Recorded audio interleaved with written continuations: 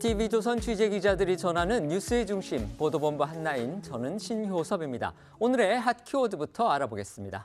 첫 번째 키워드는 이석기 시즌2입니다. 민주당이 시민단체 다른 야권 정당과 비례위성정당 창당을 합의하면서 과거 통합진보당의 후신인 진보당 등에게 비례의석 당선권 배치를 보장해줘 논란입니다. 국민의힘은 이재명 대표가 살기 위해 위헌정당 세력을 부활시켰다고 했습니다. 다음 키워드는 인효한도 김해지도 아니다입니다. 국민의힘 한동훈 비대위원장이 비례위성정당인 국민의미래의 당대표로 여당의 경험 많은 최선임급 당직자를 임명하겠다고 밝혔습니다. 위성정당에 대한 장악력을 확실히 하려는 의도로 풀이되는데요. 이에 따라 당초 거명됐던 인효한 전 혁신위원장이나 김해지 비대위원이 아닌 조철희 당 총무국장이 유력한 것으로 알려졌습니다. 다음 키워드 친명의 힘입니다. 민주당이 어젯밤 발표한 제1차 경선 결과 우세 지역인 광주의 비명계 현역 의원 3명이 무더기로 탈락하고 그 자리를 친명계 후보들이 채웠습니다. 당 관계자는 지역의 물갈이 요구가 반영된 듯하다고 했지만 탈락한 비명 윤영덕 의원은 불공정 경선을 주장하며 진상규명을 요구했습니다. 다음 키워드는 현역 불패입니다. 국민의힘이 어제도 일부 공천을 발표했지만 현역 의원 탈락자는 한 사람도 없었습니다. 지금까지 국민의힘 소속 현역 의원 75%가 공천을 받았거나 경선 기회를 얻었는데요.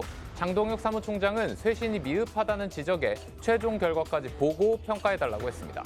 다섯 번째 키워드는 김영주를 모셔라입니다.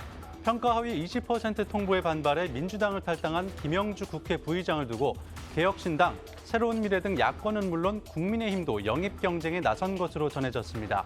김 부의장 측은 각 당 접촉 사실을 부인하지 않으면서 아직 아무것도 정한 것이 없다, 결정하는 데 오래 걸리지는 않으려고 한다고 했습니다. 여섯 번째 키워드는 배후 세력도 수사입니다. 정부가 의료계 집단 행동을 주도하는 인사는 물론 배후 세력에 대해서도 구속 수사를 원칙으로 하겠다며 강경 대응 방침을 재확인했습니다. 이에 대해 의사단체들은 직업 선택의 자유를 내세워 반발하면서 오늘 저녁 7시 용산 대통령실 앞에서 의대 증원 반대 걸기 대회를 열기로 했습니다. 과연 어디가 끝일지 가늠하기조차 어려워진 민주당의 공천 갈등 상황부터 짚어보겠습니다. 어제 저희도 전해드린 대로 의원총회 그리고 당 원로 등을 포함해서 이 곳곳에서 이재명 대표를 겨냥한 강도 높은 비판이 쏟아지면서 민주당 분위기가 아주 좋지 않습니다. 홍익표 원내대표는 오늘 오전 이런 상황을 의식한 듯 국민께 실망을 드려 죄송하다며 고개를 숙였습니다. 네, 오늘 오전에 이 정책조정회의가 열렸는데요. 홍 원내대표는 이 모두 발언에서 당내에서 불거진 공천 갈등을 사과를 하면서 입을 열었습니다. 오늘 회의는 이 원내대표단이 주재를 하면서 이재명 대표는 참석하지 않았습니다. 먼저 오전에 나온 이 홍익표 원내대표 목소리부터 들어보시겠습니다. 총선이 50일도 남지 않았습니다. 민주당은 국민들께 희망을 드리고 대한민국 미래를 준비할 수 있는 유일한 대안으로 이러한 민심을 담아내고 실현해야 하는 책임이 있습니다. 그러나 하나가 되어도 모자랄 시점에 도리어 민주당이 국민께 실망을 드리고 있어서 대단히 송구합니다. 저부터 책임을 크게 느끼고 있습니다. 민주당이 구축해온 공정하고 투명한 시스템 공천을 제대로 실천함으로써 국민으로부터 잃었던 실망을 다시 되찾고 신뢰를 드려야 합니다. 홍 원내대표 공정하고 투명한 시스템 공천, 이걸 다시 한번 약속을 했는데요. 사실 이 공천 문제는요, 엄밀히 따져서 당 대표의 권한입니다. 따라서 원내 문제를 다루는 원내대표가 관여할 사항이 아니라고 볼 수도 있는 겁니다. 그만큼 당 지도부로서 이 홍 원내대표가 현 사태의 심각성 그리고 위기감을 크게 느끼고 있다는 방증으로 보이는데요. 하지만 어젯밤 발표된 1차 경선 결과를 놓고서 벌써부터 논란이 커지고 있습니다. 무엇보다 아까 저희 기자가 잠시 말씀을 드렸지만요. 민주당의 우세 지역이라고 할 수 있는 호남에서 4명의 현역 의원이 대부분 친명으로 분류되는 인사들한테 밀려서 탈락한 거. 이게 친명 대 비명 간 갈등의 골을 더욱 깊게 만들 가능성이 있습니다. 네, 어제 밤이었죠. 민주당은 경선이 치러진 21개 지역구의 개표 결과를 처음으로 발표했는데요.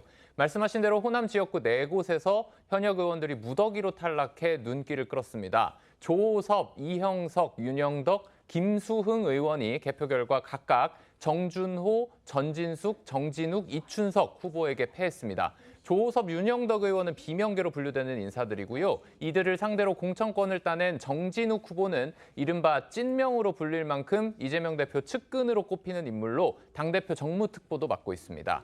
또 정준호 후보는 친명계 원외 조직인 더민주혁신회의 소속인데 지난 대선 때 이재명 캠프에서 활약한 원외 친명계로 분류가 되고요. 전진숙 후보도 지난 대선 때 이재명 캠프에서 활약한 인물입니다. 이 밖에 제주갑에서도 현역인 송재호 의원이 역시 지난 대선 때 이재명 캠프에서 활약했던 문대림 후보에 패했고요. 반면에 수도권과 충청권 지역에서 현역 의원들이 강세를 보이면서 경선에서 승리를 했습니다. 물론 이제 다른 지역의 경우에는요, 비명계 의원이 단수 공천을 받았거나 경선에서 이긴 경우가 없지는 않습니다만 이게 이제 거의 공천이 이 당선하고 직결이 된다고 볼 수 있는 호남 지역에서 이런 결과가 나오니까 지금 비명계 쪽에서는 이거 간단치 않은 시그널이다 이렇게 받아들이고 있는 듯합니다. 발표를 몇 시간 앞두고서, 그러니까 아까 말씀드린 그 경선 결과입니다. 이 결과 발표를 몇 시간 앞두고서 경선을 관리하는 총 책임자라고 할 수 있죠. 정필모 중앙선거관리위원장이 전격 사퇴를 해서 또 뒷말을 놨습니다. 건강상 이유다 이렇게 얘기가 나왔는데 어쨌든 여러 의문들이 이어지고 있습니다. 네, 민주당에 따르면 이 정필모 위원장은 1차 경선 결과 발표를 약 3시간여 앞둔 어제 오후 전격 사퇴했고요. 대신 발표에 나선 선관위 부위원장은 기자들에게 정 위원장이 건강상의 이유로 사임했다고 전했는데요. 일각에선 최근 불거진 이른바 정체불명 여론조사 논란과 무관치 않다는 관측이 나왔습니다. 비명계를 의도적으로 배제한 여론조사라는 이유로 당내 반발이 커지자 한 발 물러섰다는 건데요. 다만 선관위 부위원장은 여론조사 여파로 정 위원장이 사임한 것이냐는 질문에 전혀 관계가 없다고 선을 그었습니다. 어제 저희가 시간 관계상 충분히 전해드리지 못했었는데요. 민주당의 비공개 의원총회에서 이 공천을 둘러싼 갈등이 한꺼번에 터져나온 게 확인이 됐기 때문에 좀 더 자세히 전해드리겠습니다. 의총이 끝나고 여러 의원들이요, 이 회의에서 어떤 이야기들이 나왔는지 전했습니다. 난장판 공천 이런 말과 함께 공천 척살 같은 좀 섬뜩한 표현까지 등장을 했고요. 또 일부 의원들 사이에서는 고성이라고 하고 또 어떤 의원은 또 눈물까지 흘렸다고 합니다. 어제 의총이 오전 11시부터 약 2시간 가까이 이제 비공개로 진행이 됐었는데요. 이 윤영찬, 송갑석, 전해철, 홍영포 의원 등 비명계 의원을 중심으로 해서 한 10명 안팎의 의원들이 발언권을 얻었다고 합니다. 그러면서 이 최근 불거진 불공정 공천 논란에 대한 이 강도 높은 불만을 쏟아냈다고 하는데요. 앞서 이 비명계 의원들과 연쇄 회동을 하는 등 이 비명계 움직임에 구심적 역할을 하고 있다고 평가되는 인물, 바로 이 친문계 좌장이라고 할 수 있는 홍영표 의원은요. 의총이 끝난 후에 이제 기자들과 만난 자리에서 난장판 공천이 계속돼서는 안 된다는 그런 이야기들이 많이 나왔고 이런 이제 상황을 좀 전하기도 했었습니다. 홍 의원은요, 자신의 SNS에도 좀 결이 비슷한 글을 올렸는데요. 이 대표 개인을 위한 사천이 아니라 공천이 되어야 한다라고 이제 거듭 강조를 했고, 이 당의 공천 시스템을 제멋대로 주무르는 이들이 누구인지 밝혀야 한다면서 사실상 이재명 대표 비선 조직의 이 공천 개입 의혹을 또다시 꺼내 들었습니다. 홍영표 의원의 목소리 들어보시고요. 어제 의총이 끝난 후 나온 다른 의원들의 목소리도 들어보시겠습니다. 의원들이 아주 울분에 차서 이야기를 많이 했는데 지금 당 지도부가 상당히 상황을 잘못 바라보고 있고 그러다 보니까 친문이다 비명이다 이런 사람들을 제거하는 것에 골몰하고 있는 거 아니냐 그런 얘기도 했습니다. 이렇게 난장판 공천이 계속돼서는 안 된다. 그런 얘기들을 많이 했습니다. 근본적으로 민주당은 이 총선을 이기려고 하는 의지가 있는 건가? 사실은 사람으로 치면 너 살 의지가 있냐? 이런 거라고 하죠. 근본적인 질문이잖아요. 부부로 치면 같이 살 의지가 있냐? 이런 것처럼. 공천 과정에 대한 걱정들을 주로 토로하고 있고 여론조사 그렇게 돌아가는 거 하위 왜 그렇게 공정성과 이런 거에 대한 의심 받으면서 발표하는 과정도 그렇지 않나요? 또 이제 여론조사 문제와 관련해서는요, 이제 비례대표 권인숙 의원 경기도 용인 갑에 출마를 준비를 해왔는데 어제 의총에서 이제 당이 자신을 빼놓은 채 최근 복당한 이현주 전 의원을 포함시킨 그 지역구 여론조사를 했다 이러면서 울먹였다. 이렇게 여러 의원들이 또 전했다고 합니다. 장외에서도요, 불공정 공판에 대한 강한 비판 연이어서 쏟아지고 있습니다. 네, 앞서 당으로부터 하위 10% 통보를 받았다면서 강한 비판 제기했던 비명계 윤영찬 의원이 어제 한 라디오 인터뷰에서 이재명 대표가 비명계의 살을 깎으면서 마치 자신의 고통인 양 말하고 있다. 어불성설이다. 공감 능력이 없다. 이렇게 지적을 했는데요. 이는 앞서 이 대표가 공천을 둘러싸고 당내 갈등이 불거진 것에 대해 혁신을 위해 가죽을 벗기는 고통이라고 표현한 걸 빗대서 비판한 걸로 보입니다. 앞서 나온 이 대표 목소리 그리고 어제 나온 윤영찬 의원 목소리까지 이어서 들어보시죠. 원래 혁신이라고 하는 것이 그 언어의 의미가 가지는 것처럼 정말 가죽을 벗기는 그런 고통을 의미하기도 합니다.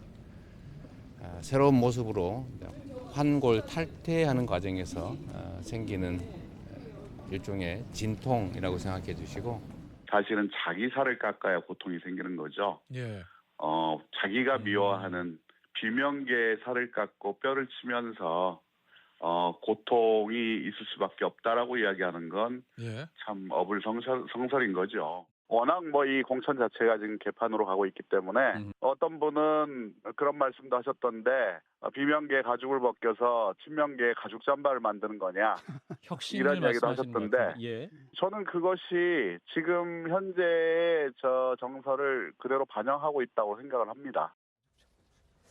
여기에 민주당의 이제 공천 책임자 격인요, 임혁배 공천관리위원장의 역할론을 두고서도 논란이 제기되고 있습니다. 사실상 당 지도부의 들러리가 된 거 아니냐 이런 지적이 지금 비명계를 중심으로 나온다고 하는데요. 이거는 왜 그런 겁니까? 네, 앞서 하위 10% 통보를 받았다고 밝힌 비명계 박용진 의원은 어제 한 라디오 인터뷰에서 임혁백 위원장과 나눈 통화 내용을 전했는데요. 자신이 하위 10% 통보는 납득이 안 된다고 항의를 하자 임혁백 위원장이 자기도 잘 모른다. 통보만 하는 것이라는 취지로 말했다는 겁니다.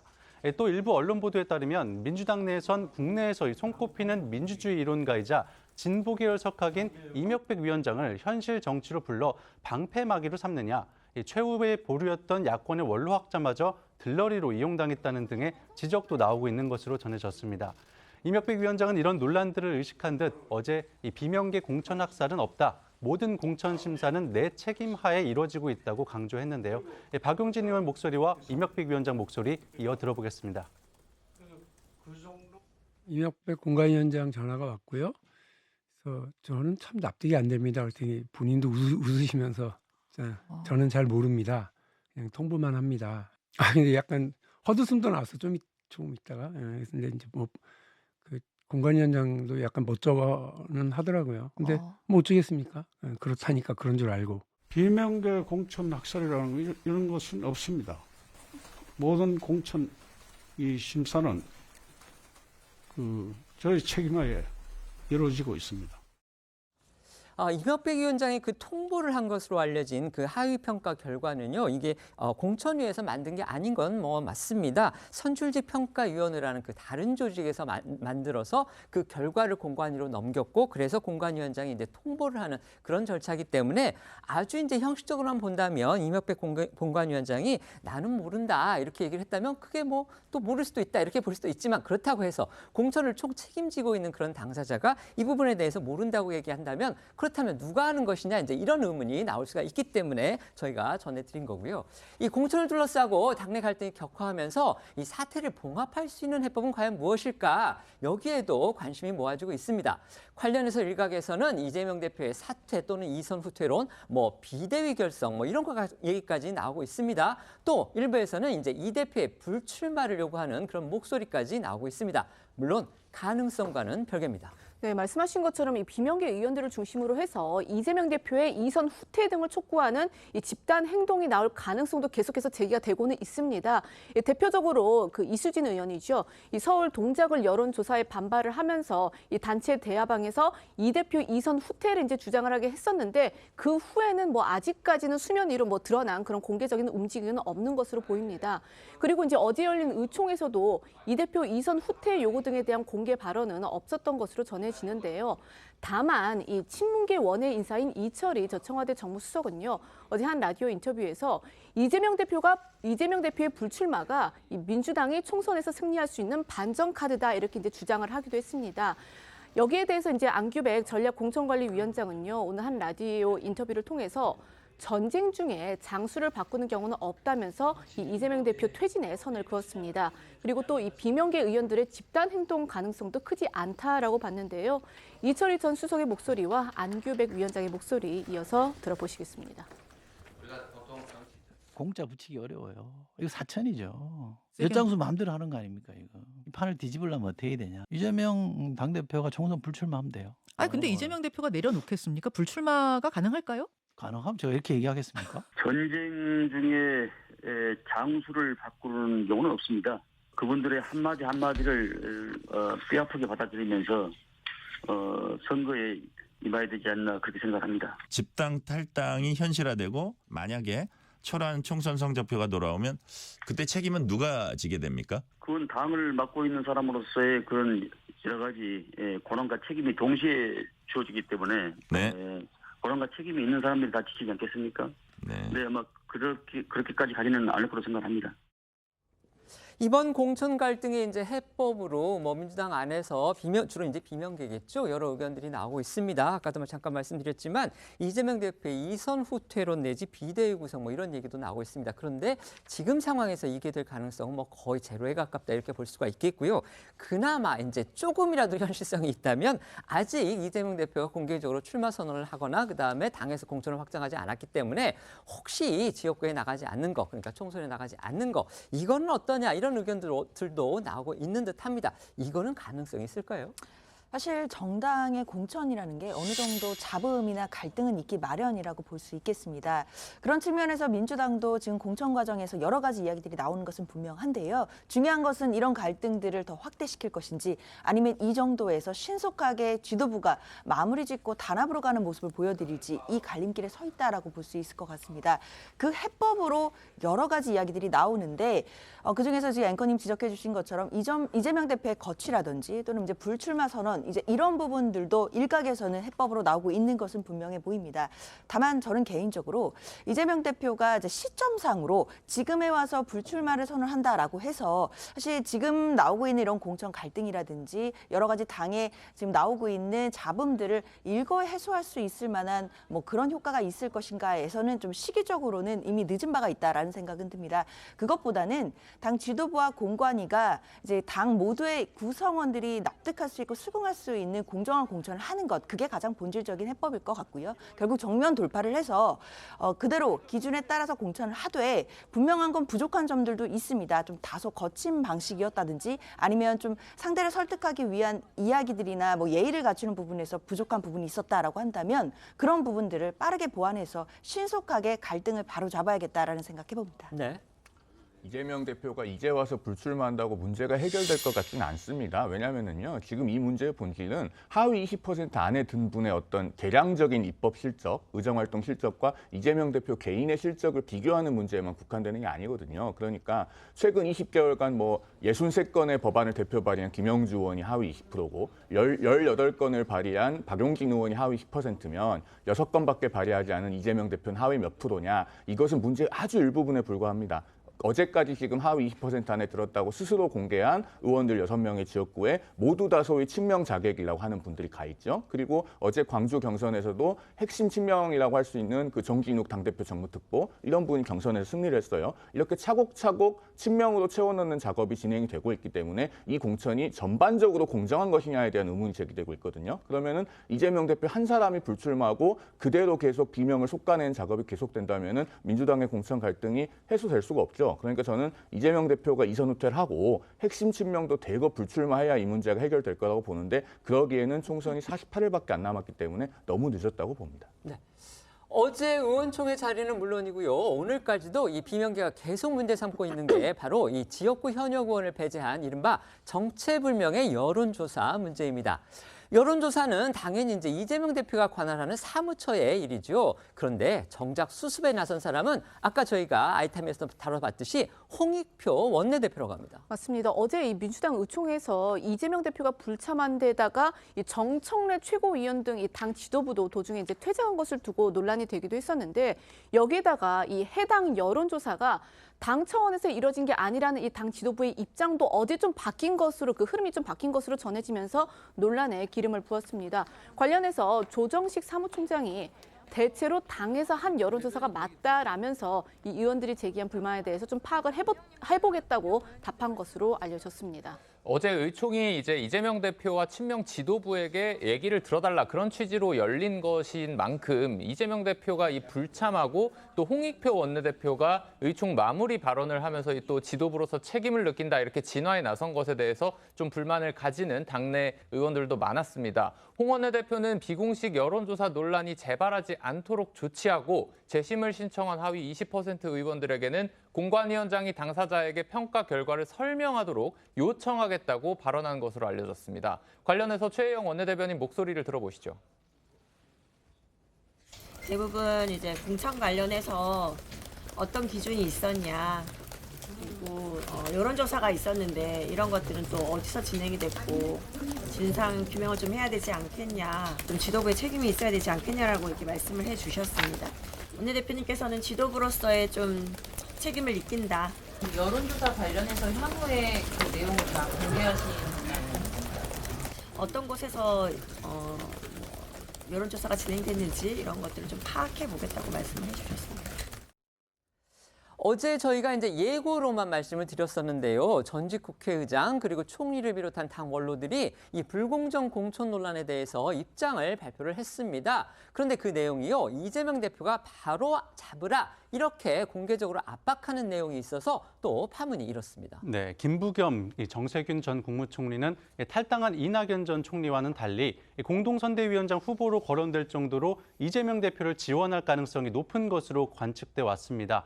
하지만 이들은 어제 오후 입장문을 통해 현재 진행되고 있는 민주당 공천이 이재명 대표가 강조했던 시스템 공천과 민주적 원칙이 훼손되고 있다는 우려를 금할 수 없다면서요. 이 대표를 비롯한 당 지도부가 초심으로 돌아가 총선 승리를 위해 작은 이익을 내려놓으라고 압박했습니다. 또 두 전직 총리는 민주당의 총선 승리를 위해서 이 작은 보탬이라도 되고자 하지만 이 대표와 지도부가 상황을 바로잡지 않으면 자신들도 총선 승리에 기여하는 역할을 찾기 어렵다고 경고를 하기도 했습니다. 그러니까 이 대표에게 초심을 강조한 건 이제 뭔가를 내려놓으라. 그러니까 뭔가 지금 갖고 있는 기득권이라든지 뭐 총선에서의 어떤 위치라든지 이런 부분을 내려놓으라고 요구한 것으로 그렇게 보이고요. 또 총선 승리 기여 역할을 찾기 어렵다. 이렇게 전직 총리들이 얘기를 한 건 결국 만에 하나 이제 자기들한테 선대위원장 같은 제안이 오더라도 그런 거 맡을 수 없다. 이런 경고로 해석이 됩니다. 네, 그렇게 이제 볼 수 있는 부분이 있는 건데요. 여기다 더해서 어제 이 김 전 총리와 문희상, 김원기, 임채정 전 국회의장의 이 회동에서는요.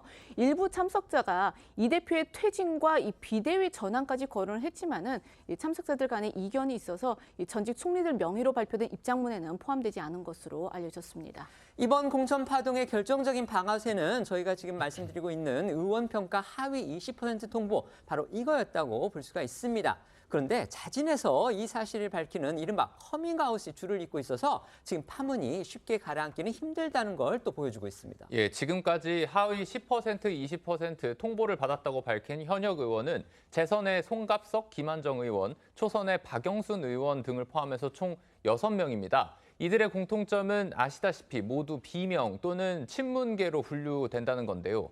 특히 송갑석 의원은 지난해 9월 이재명 대표의 체포동의안 가결 후 자기 증명을 거부한다면서 최고위원직을 사퇴한 대표적인 비명계 호남 의원입니다. 그때 목소리를 다시 들어보시죠.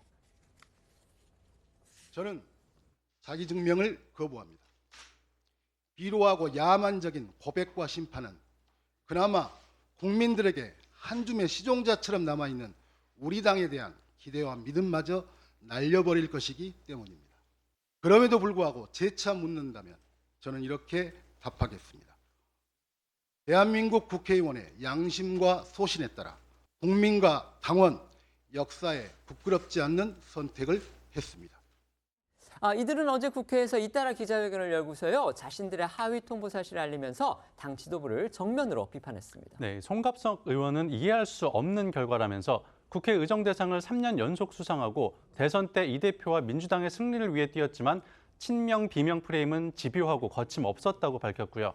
박영순 의원은 자신이 하위 10%에 포함됐다며 이번 공천은 이 대표가 완전히 민주당을 순도 100% 이재명 당으로 만들고자 하는 의도라고 목소리를 높였습니다. 김한정 의원도 자신의 하위 10% 통보 사실에 치욕적인 상황에 내몰린 것을 한탄만 하지 않고 불이익에도 경선에 참여해 이기겠다며 탈당에는 선을 그었습니다. 새 의원 목소리 듣고 오시죠. 굉장히 치욕스럽고 모욕스러운 일이거든요. 예. 근데 지금 이례적으로 이것을 스스로 공개하는 이런 상황으로 전개되고 있는 것 아니겠습니까? 이 좀 재밌는 게 국회가 국회의원을 상대로 주는 유일하게 상 하나가 있습니다. 의정대상이라고요. 근데 국회의원 300명 중에 1, 2, 3회 모두 의정대상을 탄 사람은 단 2명입니다. 네. 저하고 다른 한 의원. 절대로 자객 공천은 아니라는 이재명 대표의 말씀을 믿었고 그러나 이는 저희 크나큰 착각이었습니다. 저는 이재명 당대표 사표 내고 이 공천에 관련된 책임 있는 자들 전부 사표 내야 되고 이선을 다 물러나야 된다고 생각합니다. 납득하기 어렵습니다. 하위 10%라는 수치와 굴레를 쓰고 경선에 과연 임해야 하는지 참담한 심정입니다. 저는 이겨야 한다고 생각합니다. 저 같은 사람이 여기 이런 상황에 굴복한다면 앞으로 젊은 정치인들, 후배 정치인들 어떻게 나오겠습니까? 하위 평가를 받은 의원들이 저처럼 잇따라서 이제 공개 반발을 하고 있지만요. 공천 관리나 당 지도부의 반응은 평가는 공정했다 이겁니다. 예를 들어서요. 지금 아까 저희가 잠깐 소개를 해드렸는데 박용진 의원 측이 이제 재심을 신청했습니다. 본인의 하위 20% 그거 잘못된 거니까 다시 한번 봐달라 이렇게 얘기를 했는데 방금 전에 들어온 속보를 보니까요.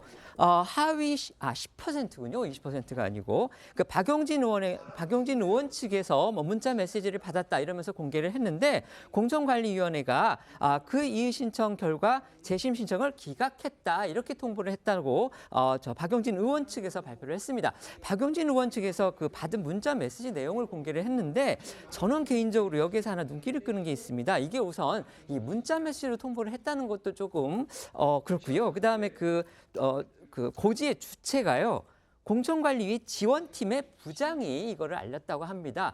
그러니까 20% 이제 포함됐다. 이거는 아마 이제 공관위원장, 임혁백 공관위원장이 통보를 했는데 기각 결정의 통보는 공관위 지원팀의 부장이 문자 메시지로 알렸다는 겁니다. 자, 이런 부분을 이선의 국회의원 현역 의원은 과연 어떻게 받아들일지 한번 시청자 여러분들도 한번 생각을 해보시죠. 네. 앞서 이제 말씀하신 그 불공정 논란에 대해서 안규백 전략공천관리위원장은요. 오늘 한 라디오 방송을 통해서 공천은 상당히 시스템화돼 있다. 이 다양성, 그러니까 다양한 평가를 가지고 있기 때문에 여러 의원들이나 국민들도 이해하지 않을까 생각한다라고 밝혔습니다. 그러면서 의원 각각이 이 개인적으로 평가표를 열람하겠다고 한다면 그건 또 100% 가능하다 이러면서 이번 평가에 문제가 없었음을 강조를 했습니다. 서은숙 최고위원은 오늘 한 라디오 방송에서 이들의 하위 평가 공개에 대해 자신이 성적이 나쁘다는 걸 누가 공개해서 얘기하겠냐면서 이렇게 얘기하는 걸 보면 당혹스럽다고 말했는데요. 그러면서 억울함을 기준으로 얘기하기 시작하면 끝도 없다는 반응을 보였습니다. 목소리 들어보시죠. 이 평가 이후에 결과를 통보하는 과정이나 또 아무리 시스템이 좋아도 문제는 이걸 받아들이는 사람들의 자세가 이제는 좀 바뀌고 성숙해져야 된다라고 생각하거든요. 이 과정에 생기는 저는 과도기의 과정이라 생각하고 뭐 전 대표님들의 걱정은 민주당이 총선 앞두고 좀 단결해 싸워야 되는데 이 과정에서 어떤 생기는 이런 파열음이나 이런 것들은 좀 잘 해결해서 총선 승리가 빨리 좀 나갔으면 좋겠다라는 그런 걱정에서 나오는 아주 큰 꾸중이라고 생각합니다. 그런데요, 이 하위 20% 명단에 들어간 의원들의 의정 활동을 저희 TV조선이 분석을 해보니까요. 법안 발의 그리고 출석률 면에서 이재명 대표보다 높다는 게 확인이 됐습니다. 물론 이제 대내외 일정이 많은 당대표하고 평의원들의 활동을 단순 비교하는 게 무리일 수는 있겠습니다. 또 평가 항목이 국회 활동만 있는 건 아니지만 어떻든 또 의정 활동이 국회의원 임무의 가장 기본이라는 점을 생각을 하면 하위 평가 의원들의 불만 이해가 되는 지점이 있기도 합니다. 네, 저희 TV조선 정치부가 참여연대 공개 자료를 바탕으로 민주당 하위평가 20% 명단에 포함된 의원들의 법안 발의 건수와 국회 출석률을 분석해 봤는데요. 그 결과 명단 속 31명의 평균 대표 발의 법안 건수는 75건이고 상임위와 본회의 출석률은 모두 94%였습니다. 상대적으로 지난 2022년 6월에 국회에 입성한 이재명 대표의 경우 2년간 대표 발의 법안 건수는 6건이고 상임위 출석률은 36%인 것으로 알려졌습니다. 다만 아까 앵커 말씀하신 대로 이 실제 현역 의원 평가에는 의정 활동 말고도 국민 소통과 당정 기여도, 지역 활동 정성 평가 등 더 많은 요소가 반영되긴 합니다. 이 관련해서 정성호 의원은요, 오늘 채널A 인터뷰에서 이 대표의 상임위 출석률을 지적하는 것은 이 국가대표 운동선수에게 왜 수업 안 듣고 졸업장 받느냐 하는 것과 같다라는 취지로 반박을 했는데요. 들어보시겠습니다. 국가대표 대학생인 국가대표 축구 선수에게 왜 학교 수업도 제대로 듣지 않았는데 졸업장 받냐? 또 유명 연예인에게 영양과 수업도 제대로 안 듣고 어떻게 졸업했냐? 이렇게 하는 비판하는 거 똑같죠. 당 대표하고 일반 의원 갖고 출석률과 법안 발의 갖고서 이게 하위라고 하고서 그 비중이 굉장히 작은데 그걸 갖고 공격하는 건 말이 안 되는 얘기죠. 이재명 대표는 하위 평가 통보를 받은 의원들에 대해서 이제 위로하는 듯한 메시지를 보내기도 했습니다. 하지만 이 평가 결과에 항의해서 탈당까지 했던 김영주 국회 부의장은요, 자신을 달래는 듯한 이 대표의 발언에 대해서 또 강한 불쾌감을 드러냈습니다. 네, 김영주 부의장은 어제 SNS에 글을 올려서 저를 존경한다는 이재명 대표의 말씀이 가슴에 와닿지가 않고 조롱하는 말로 느껴졌다고 했습니다. 앞서 이 대표가 지난 20일 날에 김영주 부의장은 제가 참 존경하는 분이고 여전히 그렇다는 내용의 글을 올린 걸 겨냥한 겁니다. 김 부의장이 지난 19일 탈당을 선언하면서도 하위 평가 결과에 모멸감을 느꼈다고 했었는데 그때 목소리를 다시 한번 듣고 오겠습니다. 민주당이 저에게 의정활동 하위 20%를 통보했습니다. 영등포 주민을 대표하는 국회의원으로서 모멸감을 느낍니다. 저에 대한 하위 20% 통보는 민주당이 이재명 대표의 사당으로 전락했다고 볼 수 있는 가장 적나라하고 상징적인 사례가 됐다고 생각합니다. 그동안 이를 바로잡지 못하고 지금의 상황까지 오게 된 것을 반성합니다. 민주당이 잘 되기를 바라지만 이재명을 지키지는 않겠습니다. 이런 김영주 부의장을 향해서요, 민주당을 뺀 다른 정당, 특히 여당인 국민의힘에서까지 영입 경쟁에 나섰다고 합니다. 이거 어떻게 된 일인가요? 네, 조선일보 등 보도에 따르면 국민의힘 내부에서 김 부의장을 영입해야 한다는 목소리가 나오고 있다고 하는데요. 관련해 국민의힘 지도부 관계자는 조선일보에 김 부의장이 우리 당에 온다면 큰 도움이 될 것이라고 했다고 합니다. 앞서 민주당 출신 이상민 의원도 이재명 대표를 비판하며 지난달 국민의힘에 입당했던 만큼 민주당의 비민주성이 부각될 수 있다는 건데요. 실제로 김 부의장은 영등포 갑에서 내리 3선을 한 만큼 수도권 인재가 부족한 국민의힘 입장에서 좋은 선택일 겁니다. 이를 염두에 둔 듯 국민의힘에서는요, 최근 김 부의장을 추켜 세우는 공개 발언이 잇따르기도 했는데요. 한동훈 비대위원장은 지난 20일 김 부의장은 대단히 합리적이고 상식적인 분이다라고 말한 바 있고, 오늘은요, 다양한 분들이 많이 모일 때 더 강해지고 유능해지고 또 국민을 위해 더 많은 일을 할 수 있는 정당이 될 것이라고 했습니다. 또 이 국회 상임위에서 친분을 쌓은 친윤 핵심이라고 할 수 있는 이 권성동 의원도요, 최근 SNS를 통해서 김 부의장은 합리적이고 온화한 정치인이라며 민주당은 이런 의원에게 하위 20% 평가를 줬는데 이해할 수가 없다라고 적었습니다. 네, 국민의힘뿐만 아니라 이준석 대표의 개혁신당과 이낙연 대표의 새로운 미래도 김 부의장을 적극적으로 접촉하고 있는 것으로 알려졌는데요. 관련해 이준석 대표는 어제 최고위원회 이후 기자들과 만나 양당에서 일어나는 부당한 형태의 공천에 대해 예의주시하고 있고, 만약 낙천 이유가 불합리한 것이라면 적극적으로 접근하겠다고 말했습니다. 김 부의장은 향후 거취와 관련해 조선일보에 아직 아무것도 정한 것이 없다면서도 오래 걸리지는 않으려고 한다고 했고, 채널A에게는 모든 가능성을 열어두고 있다고 밝혔다고 합니다.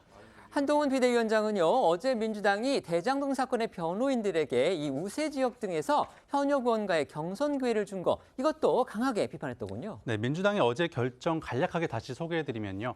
이재명 대표 대장동 사건을 담당했던 박균택 변호사는 광주 광산갑 현역인 이용빈 의원과 대장동 의혹 재판을 이끌고 있는 조상호 변호사는 최기상 의원과 서울 금천에서 경선을 벌이고요. 이 대표 측근 김용전 부원장의 변호인인 임윤태 변호사는 최민희 전 의원과 남양주 갑에서 겨루게 돼 민주당 일각에서도 특혜라는 지적이 나오고 있습니다. 이를 두고 한동훈 비대위원장은 오늘 출근길에 이어 비대위 회의에서도 대장동 변호인들이 민주당 공천에서 하나같이 순항 중이라는 보도를 봤다면서 공천으로 자기 범죄의 변호사비를 대납하는 것으로 단순한 대장동식 공천을 넘어서 변호사비 대납 공천이라고 주장했습니다. 목소리 듣고 오겠습니다. 제가 얼마 전에 대장동식 공천이라고 했죠. 권칠승 의원이 그거 가지고 뭐 저 고발한다고 하지 않았습니까? 왜 고발 안 하죠? 그런데 지금 이루어지고 있는 공천을 보면 대장동식 공천이 아닙니까? 저를 고발하지 못하는 이유는 하나라고 생각해요. 그거 고발하면 무고죄 될 겁니다. 사실이니까요. 게다가 대장동 관련자들이 공천을 주도하고 있다는 얘기가 민주당에서 나오고 있고 대장동의 변호사들이 다 공천에서 순항하고 있습니다. 이름도 못 들어본 사람들이요. 저는 이렇게 말씀드리고 싶어요. 그분들은 대장동의 비밀을 알겠죠. 그러니까 이재명 대표 입장에서 무서울 겁니다. 공천을 줘야 하겠다는 생각이 있을 겁니다. 그런데 그건 공천으로 자기 범죄의 변호사비를 대납하는 겁니다. 하위 평가 통보를 받고서 이것에 불만을 품고 이제 탈당을 했죠. 민주당을 김영주 국회 부의장입니다. 이 국회 부의장을 김 부의장을 놓고서 개혁신당 그리고 새로운 미래는 물론이고요. 국민의힘까지 영입 경쟁에 나서고 있고요. 김 부의장은 이제 모든 가능성을 열어두고 있다는 식의 반응을 보이고 있습니다. 어떻게 보십니까? 현재로서는 가장 가능한 시나리오는 이낙연 대표의 새로운 미래에 합류할 가능성이 가장 열려 있는 것이 아닌가라는 생각은 듭니다. 물론 개혁신당 나아가서는 국민의힘에서 영입하겠다는 뭐 영입설까지 지금 나오고 있는 상황이고 김영주 의원께서 지금 별다른 그 부분에 대한 부인이 없기 때문에 정말 여러 가능성이 열려 있다라고 볼 수 있긴 하겠지만요. 다만 정치인으로서 그리고 이제 민주당에서 오랫동안 정치를 해오신 의원께서 탈당을 하시는 것도 굉장히 큰 정치적 결단이었을 텐데 갑자기 정치색이 완전히 다른 국민의힘으로 입당해서 그곳에서 또 정치 활동을 시작하신다는 것 그것도 결심하기는 굉장히 어려운 일이라고 생각이 듭니다. 그렇기 때문에 현재로서는 탈당하고 무소속으로 나오는 것 또는 이낙연 대표의 새로운 미래로 합류할 가능성이 좀 더 열려 있지 않겠나라는 생각은 해봅니다. 네. 김영주 의원이 국민의힘에 올 생각이 없으면은 전혀 고려하지 않고 있다 이렇게 딱 선을 그었을 것 같은데요. 그렇게 반응하지는 않는 걸로 봐서 일단 선택지에 올려놓고 고려는 하고 있는 것 같습니다. 그리고 지역구가 서울 영등포 갑이고 그 기자회견을 할 때도 영등포를 대표하는 국회의원으로서 모멸감을 느낀다 이런 표현이 있었던 걸로 봐서 지역구를 유지할 의사가 있다면 아무래도 제3지대에 가서 출마하기는 좀 어려운 측면이 있습니다. 그렇기 때문에 그 국민의힘을 유력한 옵션 중에 하나로 고려를 하고 있을 것 같고요. 국민의힘에서도 사실은 이 김영주 국회 부의장을 그렇게 이념적으로 한쪽으로 많이 치우친 분으로 보고 있지는 않습니다. 포용 가능한 범위 내에 있다고 보는 것이거든요. 그리고 그 2016년에 그 진영 의원이 새누리당을 떠나서 민주당으로 간 적이 있지 않습니까? 그렇습니다. 그런 사례도 있기 때문에 사실 김영주 의원이 만약에 국민의힘으로 온다고 했을 때 그것을 민주당에서 비판하기는 참 곤란한 측면이 있을 것 같다. 그런 말씀을 좀 덧붙여서 드립니다. 네, 당시에 진영 의원은 또 지역구를 용산인가요? 아마 옮겨가지고 당선까지 됐을 겁니다. 네, 민주당이 주도하는 범야권의 비례정당을 두고도 잡음이 나오고 있는데요. 어제 민주당과 진보당 그리고 새진보연합이 다음 달 3일에 비례정당인 민주개혁진보연합을 출범하기로 합의를 했습니다. 그리고 또 비례대표 의석 배분 등에 대한 합의 사항도 발표를 했는데 그 결과를 놓고서 국민의힘은 물론이고요. 일부 언론이 아주 강하게 비판하고 나섰습니다. 이념적으로 문제가 있는 세력들의 국회 입성 기회를 민주당이 합법적으로 열어줬다. 바로 이겁니다. 이제 자세한 합의 내용을 좀 살펴보면요. 일단 이 비례대표 후보자 명부는요. 30번까지 작성하기로 돼 있습니다. 했습니다.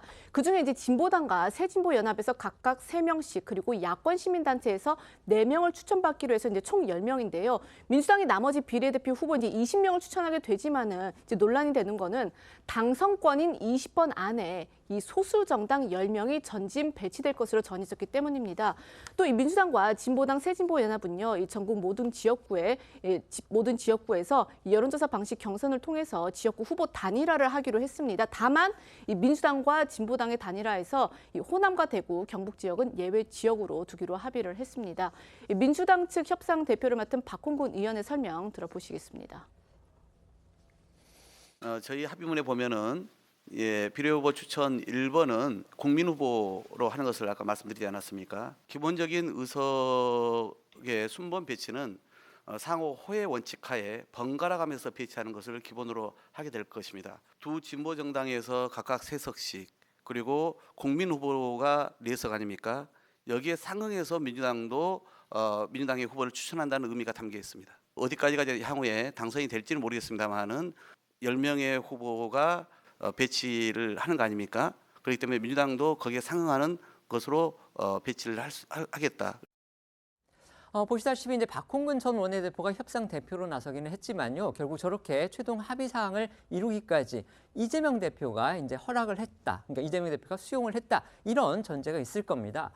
민주당 말고 다른 연합 정당들, 그러니까 진보당이라든지 새진보연합 같은 경우에요. 이 객관적인 당세를 볼 때 자력으로 총선에 나갈 경우에 의석을 얻을 가능성이 낮다. 이런 평가가 일반적입니다. 그렇다면 곧 국민 지지면에서 그만큼 열세라는 말이 될 텐데요. 그런데도 민주당이 이런 민의를 거스르고 그런 소수 정당들에게 국회 입성의 길을 터준 셈이 됐다. 이게 지금 여권과 그다음에 일부 언론의 지적입니다. 네, 그중에서도 대표적인 곳이 진보당일 텐데요. 진보당은 옛 통합진보당 인사들이 주축이 된 정당으로 헌법재판소에 의해서 통진당이 강제 해산될 때 의원직을 잃었던 이상규 전 의원과 김재현 전 의원이 이 정당 소속으로 출마를 준비 중입니다. 두 전 의원은 지역구에 예비후보 등록이 돼 있습니다. 아시다시피 옛 통진당은요, 북한식 사회주의를 실현한다는 목적으로 내란을 논의하는 활동을 한 걸로 인정돼 지난 2014년에 헌법재판소가 정당 해산 결정을 내렸죠. 과거 헌법재판소 판결 내용을 들어보시죠. 피청구인 주도 세력이 주장하는 진보적 민주주의는 북한의 대남 혁명 전략과 거의 모든 점에서 전체적으로 같거나 매우 유사합니다. 피청구인 통합진보당을 해산한다. 2. 피청구인 소속 국회의원들은 그 의원직을 상실한다. 진보당의 강령과 정책에는 한미동맹 파기, 그리고 비동맹 중립 통일국가 건설, 재벌 해체도 포함되어 있는 것으로 알려졌는데요. 이번 비례정당 합의를 통해서 진보당의 국회 입성 가능성이 높아지며 여당을 중심으로 오로지 진영 논리를 내세워 의석 나눠먹기를 하고 있다는 비판이 나오고 있습니다. 당시 이제 통진당을 비롯해서 진보 진영에서는요, 이제 헌법재판소가 상당히 정략적인 그런 결정을 내렸다. 특히 당시 이제 박근혜 정부에서 이런 결정이 내렸는데 결국 박근혜 정권의 외압에 의해서 헌법재판소가 좌지우지됐다. 이런 식의 논리를 펴기도 했습니다. 하지만요, 헌법재판소의 당시 판결은요, 8대 1이었습니다. 그렇다면 이게 진보 보수 진영을 가리지 않고 또 여야의 추천 여부를 가리지 않고 어쨌든 헌법재판관의 절대 다수가 통진당의 강제 해산에 찬성을 했다. 이렇게 볼 수가 있는 겁니다. 어쨌든요, 이 사실상의 당선권인 비례번호 1번 자리를 비롯해서 국민 추천 4석을 책임질 이 시민회의 측에 참여한 인사들의 이력, 이걸 두고서도 또 뒷말이 나오고 있습니다. 네, 이 시민회의는 박서군, 조성우, 진영종 3명의 공동운영위원장이 이끌고 있는데요. 박서군 씨는 후쿠시마 오염수 방류 반대와 미국산 쇠고기 수입 반대, 그러니까 광우병 시위와 한미 FTA 반대 등 각종 시위를 주도하고 천안함 침몰 원인의 재조사를 요구해 논란이 되기도 했었습니다. 과거 이적 단체로 규정된 조국통일범민족연합 실무회담 대표를 지낸 조성우 씨는 이적 혐의와 국가보안법 위반 등으로 구속된 전력이 있었는데요. 최근에는 조 씨가 이사장을 맡은 단체가 지난달 북한의 전쟁과는 정의의 전쟁관이란 발언으로 논란이 된 윤미향 의원실 토론회를 공동 주최하기도 했습니다. 참여연대 공동대표이기도 한 진영종 씨는 사드 배치 반대 등 집회에 참여했었고 천안함 폭침 당시 정부의 조사 결과에 의혹을 제기해 논란이 됐었습니다. 이뿐 아니라 지난해 6월 천안함 자폭 발언 논란으로 민주당 혁신위원장 측에서 물러난 이대경 다른백년 명예이사장과 야권 원로인 함세웅 신부 등도 이름을 올린 상태입니다. 물론 이 연합정치시민회의라는 이 시민단체 자체에서 후보를 내는 건 아니라고는 합니다. 하지만 이렇게 직접 출마하지는 않더라도 연석회의라는 기구를 통해서 후보 추천 등을 비롯해서 영향력을 행사할 수밖에 없기 때문에 여당은 바로 이런 부분을 우려하고 있는 듯합니다. 그러니까 검증 부실 가능성, 이 부분을 특히 거론을 하고 있는 거고요. 민주당은요, 여기에 더해서 통진당 후신인 진보당에 이 지역구 한 곳을 양보하겠다. 아예 이렇게 또 못 받기도 했습니다. 민주당 현역에 있는 울산 북구인데요. 이 민주당은 진보당의 윤종호 전 의원에게 후보를 주기로 합의를 했습니다.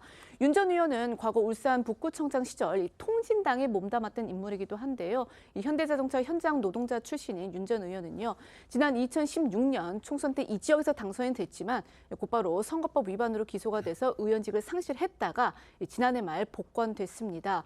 울산 북구는 노동자 밀집 지역으로 이 울산에서 유일하게 야권의 강세인 지역으로 꼽히는 곳인데 민주당이 이 지역구 하나를 진보당에 내줬다 이런 지적이 나오고 있는 겁니다. 문제는 이 과정에서 현재 울산 북구의 현역인 민주당 이상헌 의원과 민주당 지도부가 상의를 안 했다는 점입니다. 재선인 이상헌 의원은 3선에 도전장을 냈지만 이번 합의로 인해서 사실상 당내 첫 현역 의원 컷오프 사례가 된 셈입니다. 그러니까 이제 당 지도부가 이런 합의를 해주기 전에 이상헌 의원한테 뭔가 양해를 구하는 과정, 그게 지금 없었다는 겁니까? 네, 보도 내용들을 종합해 보면은 이재명 대표 등 당 지도부는 이러한 결정에 대해서 사전에 이 의원에게 따로 알리지는 못했던 것으로 알려졌는데요. 졸지에 강제 컷오프 신세가 된 이상헌 의원은 야합이라고 반발했습니다. 이상헌 의원은 정치적 결정이 이루어질 때 그 과정은 투명하고 민주적이어야 한다면서 이 민주당의 이번 결정에 깊은 유감이라고 얘기를 했는데요. 이상헌 의원은 쓸 수 있는 카드가 있다라는 말로 탈당 가능성까지 시사했습니다. 관련해서 어제 진보당 측 발표 그리고 이상헌 의원 입장까지 들어보시죠. 더불어민주당과 진보당은 진보당의 후보가 출마하는 전국의 모든 지역구에서 여론조사 방식의 경선을 통해 후보를 단일화한다. 다만 호남과 대구, 경북의 선거구는 후보 단일화 예외 지역으로 하며 울산시 북구 선거구는 진보당 후보로 단일화한다. 정신이 없어가 내가 말로 못하겠습니다. 입당문 나중에 내가 쓸 수 있는 카드는 많이 있습니다. 지금 이 의원 같은 경우는요, 방금 전에 국회에서 또 기자회견을 갖고 본인의 입장을 공식적으로 밝혔습니다. 잠깐 그 내용 요약해서 말씀을 드리면요, 이제 속보가 들어왔기 때문에요. 이 정치 야합의 폭거로 울산 민주당의 자존심을 짓밟았다. 이번 합의는 정치적 거래와 그다음에 지역구 나눠 먹기에 불과하다. 재검토가 되지 않는다면 민주당 동지들과 함께 출마하겠다. 이건 뭐 사실상 이제 아까도 말씀드렸지만 탈당 가능성을 시사한 걸로 보이는데요. 기자들이 이제 탈당 문제를 아예 직접적으로 물어보니까 당원과 의논할 것이다 이렇게 얘기하면서 그 가능성을 부인하지를 않았습니다. 그러면서 진보당에서 그 지역에 이제 후보로 나오도록 돼 있는 윤종호 전 의원한테 책임감을 가지고 조건 없이 양보하라 이렇게 요구를 했습니다.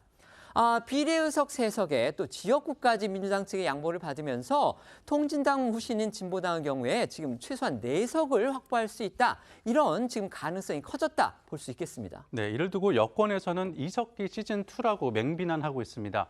국민의힘 권성동 의원은 민주당이 부정할 수 없는 과거의 죄악을 반복하고 있다면서 선거 시기 연합 전술을 쓸 수는 있지만 문제는 연합의 대상이라고 지적했습니다. 진보당이 옛 통진당의 후신이라는 점을 꼬집으며 지난 2012년 통진당과 민주당의 야권 연대에 이어 또 같은 상황이 반복되고 있음을 강조한 겁니다. 민주당은 지난 2012년이었습니다. 그 당시 총선에서 통합진보당하고 이게 전례가 없었던 야권 연대를 꾸렸습니다. 그 결과요, 당시 통진당에서 무려 13명의 의원이 당선이 됐습니다. 그렇습니다. 2012년 총선을 한 달 앞두고 당시 민주당 한명숙 대표는 통합진보당이 후보 단일화에 응해준 대가로 지역구 16석을 양보했습니다.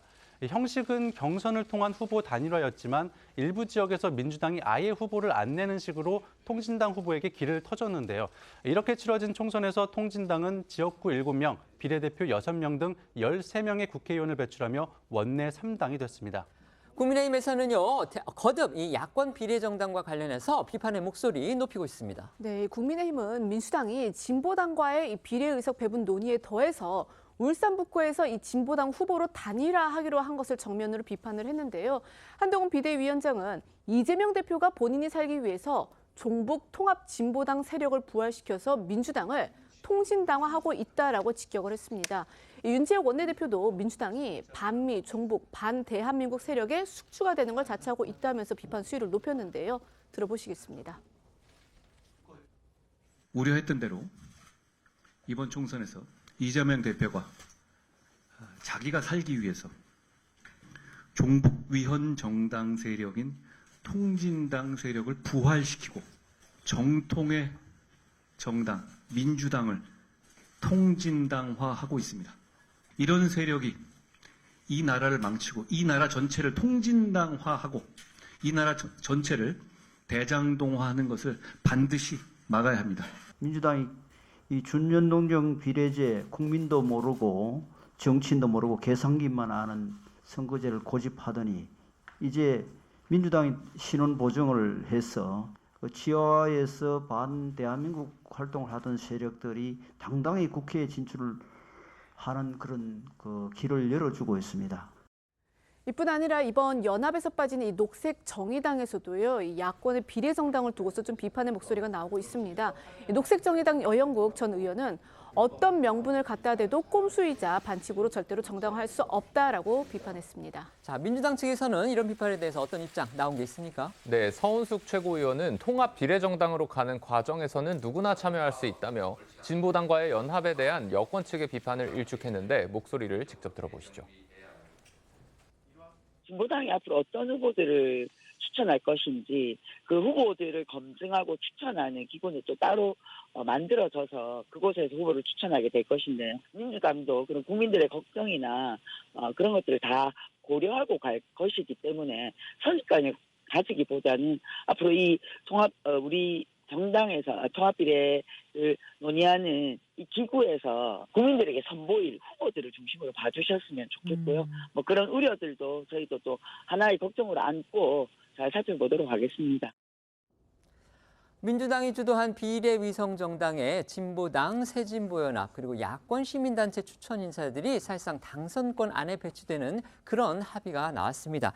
특히 이제 진보당 같은 경우는 헌법재판소가 강제 해산을 한 직전 통합 진보당의 후신이다 이런 평가까지 지금 받고 있는데 그런 정당하고 민주당이 지금 당선권 비례대표의 경우에 한 3석 정도 그다음에 또 지역구에서는 1석을 지금 거의 양보하다시피 하는 그런 결정이 나왔다 이런 비판이 나오고 있는 겁니다. 어떻게 보십니까? 저 야권 연대가 사실은 야권에 하등 도움이 안 되죠. 2012년 총선하고 이번 총선이 점점 닮아가고 있는데요. 크게 3가지 요소가 있습니다. 하나는 비대위원장 대 정규 당대표, 그다음에 두 번째는 민주당의 공천 파동입니다. 2012년에 소위 노이사 공천 논란, 현재는 이제 친명 횡재, 비명 횡사의 논란이 있죠. 그다음 바로 3번째가 이 야권 연대인데요. 당시에 2012년에 야권 연대를 해서 사실은 야권이 이익을 본 게 별로 없습니다. 왜냐하면 통진당 후보가 그 지역구 단일 후보가 된 곳에서요. 전국적인 격전지 6곳을 결국 통진당이 다 졌습니다. 민주당 후보가 나갔더라면은 이겼을 것으로 평가받았던 곳이거든요. 그런 게 하나 있고 또 한 가지는 전체적으로 그 야권 연대의 이념 좌표가 왼쪽으로 이동한 것처럼 보이면서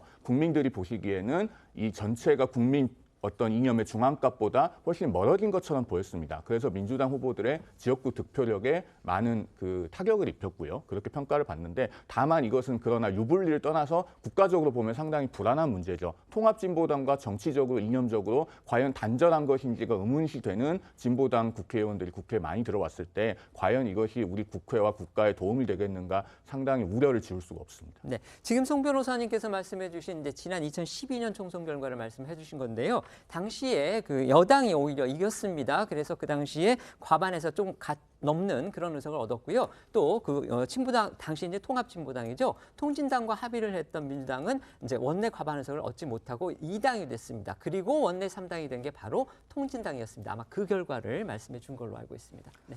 사실 여당이 지적하는 취지도 나름의 일리는 있다고 생각합니다. 다만 지금 현재 단계에서는 좀 침소봉대되는 부분도 있다라고 생각이 되는데요. 아직까지 어떤 인물이 나올지 이런 부분에 대해서 구체적으로 나온 것이 없습니다. 그리고 뭐 2012년도 이야기들이 지금 계속해서 언론에서도 나오고 있지만 그때와 다르게 지금은 연합하는 것이 결국 비례정당과 관련된 부분들이 주축이 되는 것이고 지역구는 이제 한 곳만 연합이 있다라고 봐야 될 것 같습니다. 물론 이제 추후에 뭐 단일화 과정이나 이런 부분들이 열려 있긴 하지만 현재로서는 지역구는 하나인 것이고 나머지는 연합정당 그러니까 비례정당에서의 이야기를 하고 있는 것이기 때문에 현 단계에서는 민주당이 더 더 검증을 강화하겠다라는 입장이기 때문에 그렇게까지 우려할 필요는 없다라는 생각이 드는데요. 결국 준연동형 제도에서 통합 비례정당을 만들고 있는 취지 자체가 소수 정당이 또 국회에 들어오는 것, 이것을 보장해주는 취지가 있기 때문에 결국 중요한 것은 어떤 인물들이 들어오게 되느냐일 테니까 민주당도 당연히 국민들이 걱정하시는 지점이 있다라고 한다면 엄정하게 검증해야 된다라고 생각합니다. 네. 국민의힘 역시 비례정당 준비에 속도를 내고 있습니다. 관련해서 어제 저녁이었습니다. 한동훈 비대위원장이 아주 눈길을 끄는 자신의 생각을 밝혔는데요. 비례정당을 공개적으로 우리 당 이렇게 표현을 해온 한 위원장이 정식 입장문을 통해서 국민의힘의 최선임급 당직자를 비례정당의 대표로 세우겠다. 이렇게 공언한 겁니다.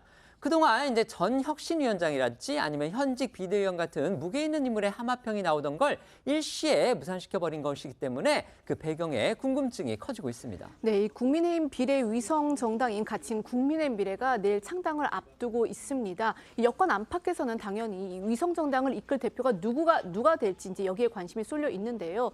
국민의힘의 위성 정당이긴 하지만 이게 엄연히 법적으로 20석 가까운 비례 의석을 가질 수 있는 정당의 대표이기 때문에 당연히 전현직 의원이나 원외 중량급 인사가 될 것이라는 그런 전제 아래 인유한 위원장 등 다양한 이제 하마평도 나왔습니다. 그런데 이제 앵커 말씀하신 것처럼 한동훈 위원장이요, 어제 저녁 입장문을 내고 지난 총선에서와 같은 혼선을 막기 위해서 이 국민의힘의 경험 많은 최선임급 당직자가 비례정당 대표를 맡아서 이 비례정당 출범 작업을 차질 없이 진행하겠다라고 이제 밝혀서 시선을 모은 겁니다. 한 위원장은요, 입장문에서 이 국민의힘 비례정당은 민주당이 종북 세력 등과의 야합을 위해서 유지하기로 한 꼼수 제도에 대응하기 위한 도구일 뿐 이러면서 국민의힘이 국민의힘 이름으로 비례 후보를 제시하는 것과 다르지 않은 결과를 낼 수 있게 이 위성 정당을 운영하게 될 것이라는 점도 강조를 했습니다. 앞서 이 비례정당을 우리 당이라고 표현을 했던 한 위원장의 발언도 들어보시겠습니다. 정말 젖먹던 우리 국민의힘이 제시할 수 있는 비례대표를 똑같은 방식으로 제시할 것이다 라는 말씀드립니다. 그러니까 그 비례정당의 존재감을 너무 크게 보실 필요가 없습니다. 그냥 우리 당입니다. 병립형으로서의 똑같은 결과를 내기 위한 도구일 뿐이다. 한동훈 위원장 비례정당 대표를 국민의힘 최선임급 당직자에게 맡기는 이유로요, 지난 총선에서의 혼선을 언급했습니다. 국민의힘 전신인 미래통합당의 위성정당이었죠. 이 미래한국당 시절에 한성규 대표가 공천 갈등 끝에 조기 퇴진한 그 전례, 이걸 말하는 겁니다. 네, 시청자 여러분 기억하시겠지만 4년 전에 국민의힘 전신인 미래통합당은 위성정당인 미래한국당 지도부와 비례대표 공천 순번을 두고 내홍을 겪었습니다. 당시에 한선교 한국당 대표가 통합당과 협의 없이 통합당 출신 인사들을 당선 안정권인 20번 밖에 배치하는 이른바 공천 쿠데타를 벌였고, 이에 격분한 황교안 당시 통합당 대표가 원유철 의원 등을 한국당에 추가 파견해서 지도부와 공천관리위원회를 전면 교체하는 방식으로 이를 진압했었는데요. 이후에 지도부가 물갈이된 한국당은 비례대표 순번을 갈아엎고 통합당 출신 인재들을 이 당선 안정권에 전면 재배치했지만 공천 파동은 이 통합당의 지지율을 하락시키는 악재로 작용했다는 분석이 많았습니다. 한 위원장, 이런 일을 다시 반복하지 않겠다는 의도로 보이는 건데요. 언론 보도 등을 통해 보면 이 내정설이 돌고 있는 인물은요, 국민의힘의 공보실장, 조직국장 같은 그 실무 당직을 두루 거친 조철희 현 당 총무국장이라는 얘기가 나오고 있습니다. 네, 앞서 국민의힘 안팎에서는 이뉴한 전 혁신위원장과 비대위원인 김혜지 의원 등이 비례정당 대표로 거론돼 왔지만요. 어제 오후부터 조철희 총무국장을 내정했다는 보도들이 나오기 시작했습니다. 조 국장은 당 사무처 공채 6기로 말씀하신 것처럼 국민의힘의 공보실장, 조직국장 등 주요 보직과 이 대통령실 정무비서관실 선임 행정관도 거쳤습니다. 또 이번 비례정당 창당의 실무 작업도 맡아왔는데요. 오늘 오전 한 라디오에 출연한 조혜진 의원은 조 국장 내정설에 대해 조 국장은 국민의힘의 정체성을 그대로 가지고 있는 당뇨라고 평가하기도 했습니다. 하지만 한 위원장은 이 조철희 총무국장의 내정설에는 좀 말을 아끼고 있습니다. 오늘 오전 출근길 기자들의 이 관련 질문에 아직 정해진 건 아니라며 당직자들 중 후보는 많다라고 이야기했는데요. 한 위원장의 발언 들어보시겠습니다. 아직 사람이 아직 정해진 건 아니라는 말씀드립니다.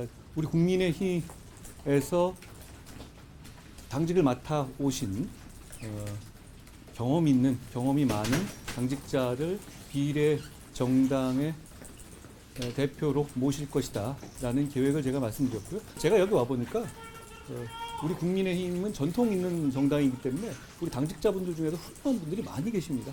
저는 이런 분들을 우리 당의 주요 자산으로 활용해야 국민을 위해서 더 좋은 정당, 유능한 정당이 될 수 있을 거라고도 생각합니다. 그런가 하면 한동훈 위원장은요, 최근 이제 격전지 지원을 위한 행보에도 속도를 내고 있죠. 오늘 오후에는 서울 구로, 또 내일은 인천 계양을을 방문합니다. 네, 조금 이따 오후 3시에 한 위원장이 서울 구로구의 오류역 문화공원을 방문해서 이 현장에서 청년 유권자들을 만나고 청년 모두 행복 2호 공약도 발표할 예정이라고 합니다. 또 내일은 이재명 대표와 원희룡 전 장관 빅매치가 예상되고 있는 인천 계양을도 방문할 계획인데요. 여당의 험지로 꼽히는 지역을 잇따라 방문하면서 일찌감치 바람몰이에 나서려는 모양새로 해석이 됩니다.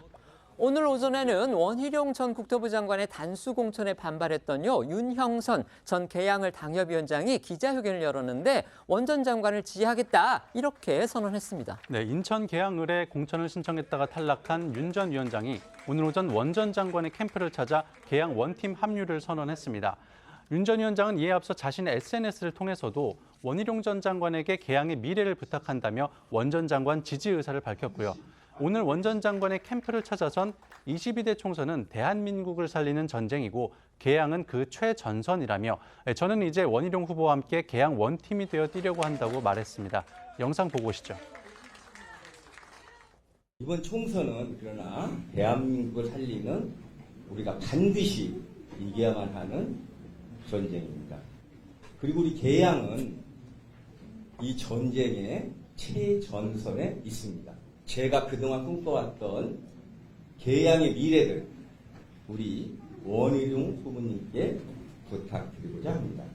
대한민국과 계양의 새로운 길을 저와 우리 모두가 원희룡 동지와 함께 열어갑시다. 이 시간 이후 저와 원희룡 동지는 하나가 됩니다. 이 시간부터 우리 계양은 원팀이 되었습니다. 큰 마음으로 결단을 내려주신 윤형선 위원장님 진심으로 존경하고 더 큰 책임감을 느낍니다. 여러분들의 그 큰 뜻을 계양 발전의 결과로 반드시 만들어내겠습니다. 월드컵 4강의 주역이죠. 이 축구선수 이천수 씨가 원희룡 전 장관의 일정에 등장했다고 하죠. 이건 또 어떻게 된 일입니까? 네, 국가대표 출신인 이천수 씨가요, 이 원 전 장관의 후원 회장을 맡고 오늘 아침 이 지하철 1호선 계산역 인사 일정을 함께 했는데요. 이번 후원 회장은 원 전 장관 측에서 먼저 요청을 했다고 알려졌습니다. 사실 인천시가 운영하는 인천 유나이티드 FC 출신인 이천수 씨는요, 과거 2020년 총선에서는 이 송영길 전 의원 지원 유세에 나서는 등 이 민주당을 지원했던 이력이 있었습니다. 당시에는 인천시장이 이 민주당 소속이었고 또 인천 유나이티드 FC가 이 인천시 지원을 받고 있어서 선거를 이제 도왔다라고 했는데, 이번에 이 정당을 바꿔서 원 전 장관을 지원을 하는 것은 지금껏 정치색이 없다고 자부를 하지만 오직 고향을 확 바꿔보고 싶다는 일념으로 후원 회장을 맡았다, 이렇게 밝혔습니다. 어제 발표된 국민의힘의 추가 공천 상황도 살펴보겠습니다. 이번에도 현역 불패 흐름이 이어졌습니다. 감동이 없고 쇄신이 없는 공천이 계속된다. 이런 비판적인 의견들 또 나오고 있습니다. 네, 어제 오후 국민의힘 공관위가 발표한 추가 공천 심사 결과를 보면 단수 추천 후보는 3명, 우선 추천 후보 4명, 경선 지역으로 발표된 곳은 총 13곳입니다. 눈에 띄는 곳들을 살펴보면 당의 지역구 조정 요청을 수용한 박진 전 장관이 서울 서대문 을에 전략 공천됐고요. 또 인재 영입 인물이자 레이나라는 활동명으로 EBS에서 외국어 영역을 가르쳐온 스타 강사 김효은 씨는 경기도 오산에 우선 추천됐습니다. 이 오산은 아시다시피 민주당 안민석 의원이 내리 5선을 한 여당의 험지 중의 험지입니다. 국민의힘은 어제 발표에서도 현역 의원들에게 최소 경선 이상을 보장을 했는데요.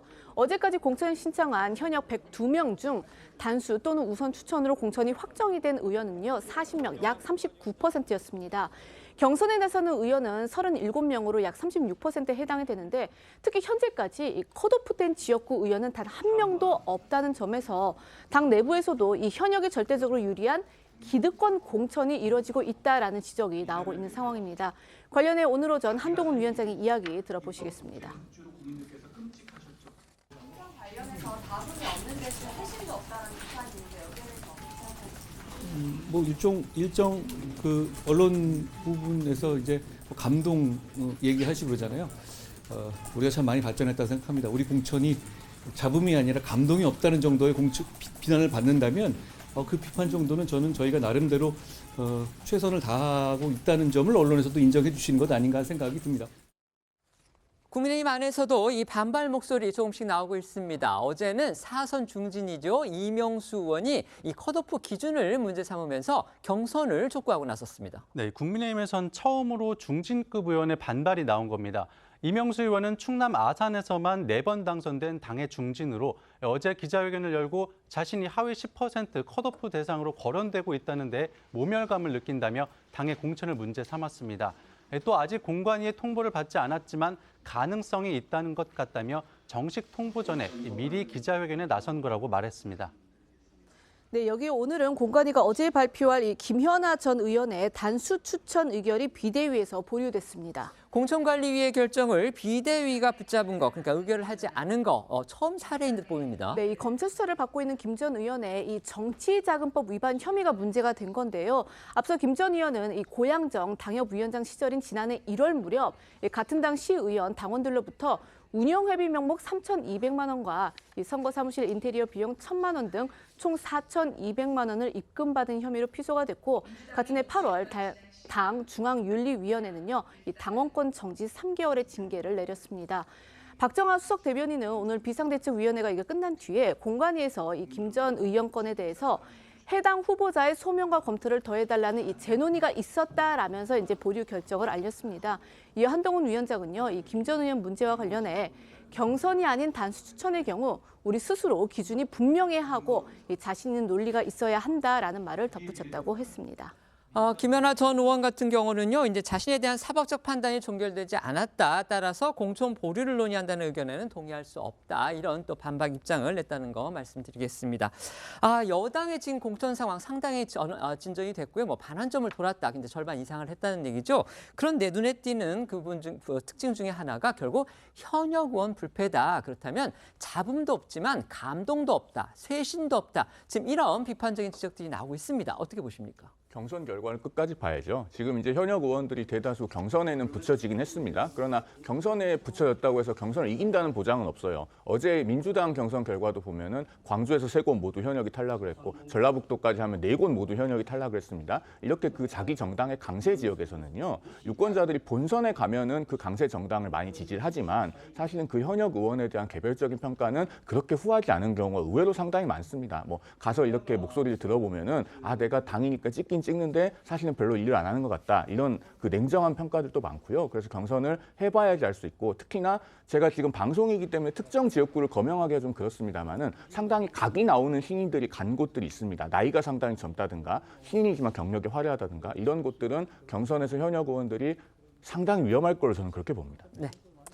그렇죠. 일단 뭐 상대적으로 조용한 공천이다라는 평가를 국민의힘 받는 것 같은데요. 그걸 뒤집어 본다면 현역들의 프리미엄을 누리는 것이 아니냐라는 비판 당연히 나올 수밖에 없을 것 같습니다. 어제 경선에서 민주당은 현역 5명이 경선에서 탈락을 하는 모습을 보였는데요. 정치가 시속 게임이기 때문에 국민들 보시기에는 민주당은 현역들에 대해서도 주저하지 않고 물갈이를 하는데 국민의힘은 현역들에 대해서 굉장히 많은 것을 보장해 주는 것이 아니겠느냐라는 또 이야기들이 나올 수 있을 것 같고요. 그런 부분들이 이삭죽기를 이른바 이삭죽기를 노린다라고 하는 개혁신당이나 제3지대를 또 고려해서 현역들을 좀 붙잡아두려는 거 아니겠느냐 이런 이야기들도 나오는 것 같습니다. 네. 저희는 1분 뒤에 다시 돌아오겠습니다. 오늘 준비한 소식은 여기까지입니다. 저희는 내일 오후 1시에 더 핫한 소식으로 찾아뵙겠습니다. 시청해 주셔서 고맙습니다.